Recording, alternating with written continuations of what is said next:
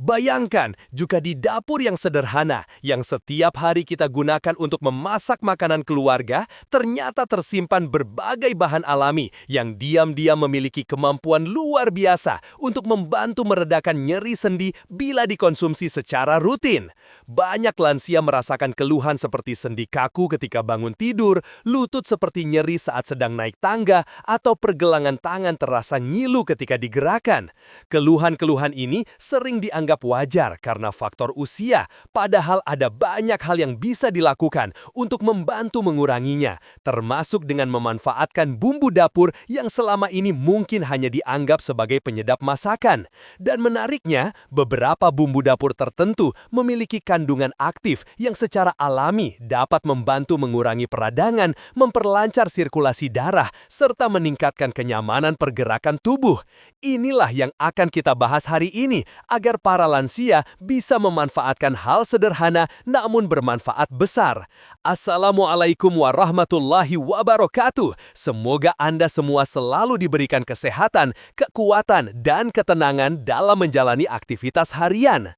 Sahabat lansia yang saya hormati, nyeri sendi sering kali muncul perlahan, mulai dari rasa tidak nyaman, sedikit kaku, hingga akhirnya menjadi keluhan yang mengganggu. Saat usia bertambah, bantalan sendi bisa menipis, cairan pelumas sendi berkurang, serta otot di sekitar sendi melemah. Selain itu, pola makan tidak seimbang dan proses peradangan yang diam-diam terjadi di dalam tubuh juga bisa memperburuk kondisi ini.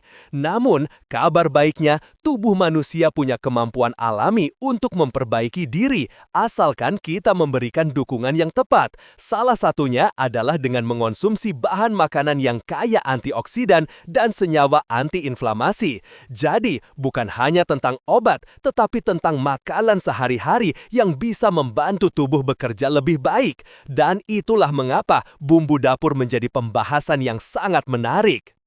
Kita mulai dari yang pertama, yaitu jahe. Jahe sudah dikenal sebagai bumbu yang hangat, aromanya khas, dan sering dipakai dalam minuman maupun masakan. Namun, di balik rasanya yang pedas hangat, jahe menyimpan senyawa gingerol yang sangat kuat melawan peradangan. Gingerol inilah yang membantu meredakan bengkak, mengurangi rasa ngilu, serta membuat sendi terasa lebih ringan. Bila dikonsumsi secara teratur, jahe dapat membantu meningkatkan sirkulasi darah sehingga jaringan sendi mendapatkan nutrisi yang lebih baik. Ada banyak cara untuk mengonsumsi jahe, bisa direbus, dicampur madu, diparut untuk campuran masakan, atau dibuat teh jahe hangat yang menenangkan. Yang penting dikonsumsi rutin dan tidak hanya ketika rasa sakit muncul.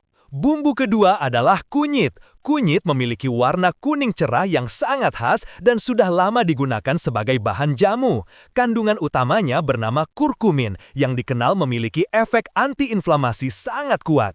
Banyak penelitian menunjukkan bahwa kurkumin dapat membantu mengurangi peradangan pada sendi, menurunkan kekakuan, dan membuat pergerakan menjadi lebih nyaman.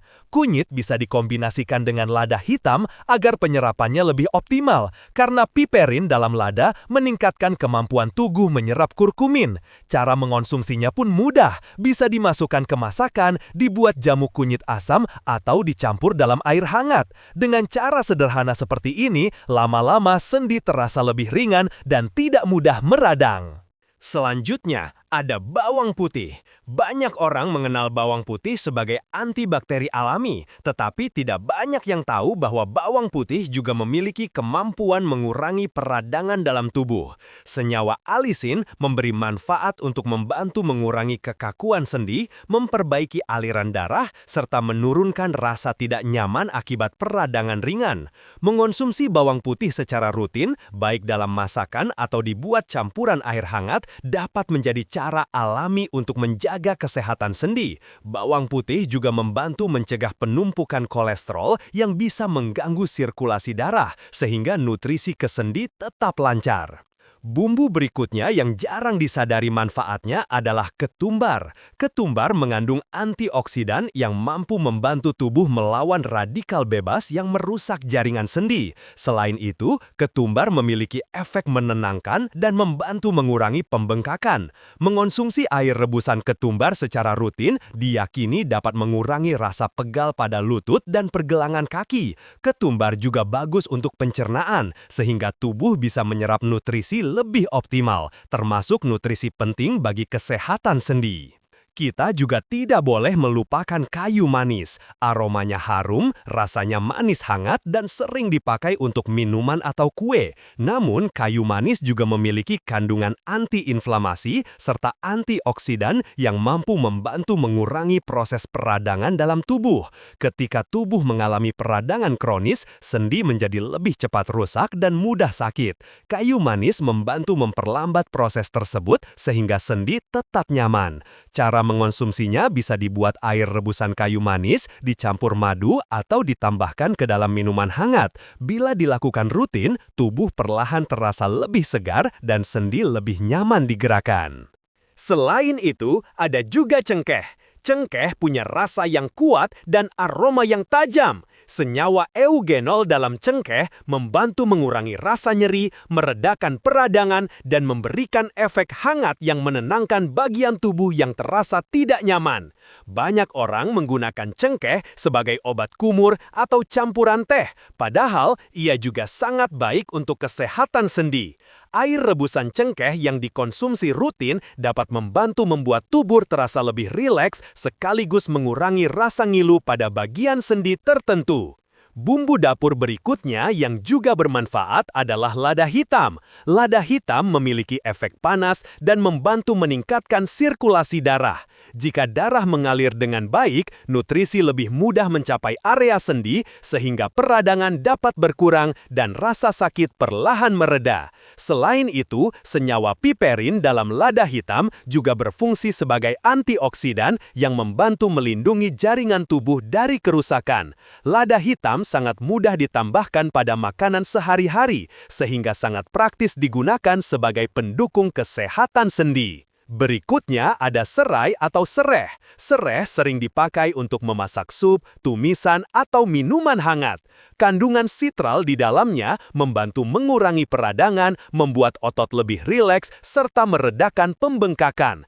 Air rebusan sereh sering digunakan sebagai minuman terapi untuk mengatasi nyeri pada lutut dan pinggang. Selain itu, aromanya yang menenangkan juga membuat tubuh terasa lebih rileks sehingga rasa nyeri pada sendi perlahan berkurang. Tidak kalah menariknya adalah daun salam. Daun salam sering digunakan sebagai penyedap masakan, tetapi juga memiliki sifat antiinflamasi dan antibakteri. Air rebusan daun salam dipercaya dapat membantu mengurangi pembengkakan serta meningkatkan metabolisme tubuh. Ketika metabolisme bekerja lebih baik, tubuh lebih cepat memulihkan jaringan sendi yang lemah atau meradang. Terakhir, ada kapulaga.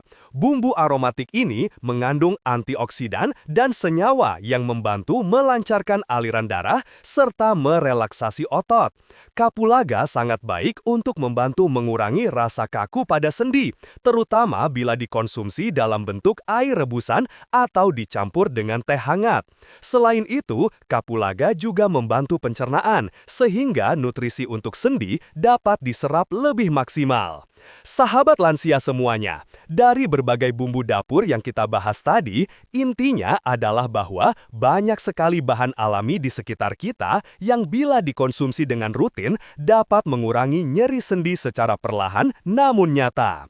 Tentu saja, ini bukan pengganti obat dokter, tetapi lebih sebagai pendukung agar tubuh tetap kuat, sendi tetap fleksibel, dan aktivitas sehari-hari tetap lancar. Yang terpenting adalah konsistensi. bersih. Mengonsumsi bumbu dapur ini secara teratur diiringi gaya hidup sehat seperti bergerak ringan setiap hari, menjaga berat badan, serta memperbanyak minum air putih dapat membuat kesehatan sendi jauh lebih baik.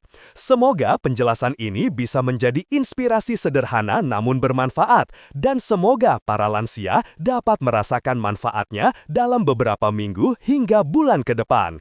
Terima kasih sudah menyimak sampai selesai. Wassalamualaikum warahmatullahi wabarakatuh. Semoga kesehatan dan kebahagiaan selalu menyertai Anda semua.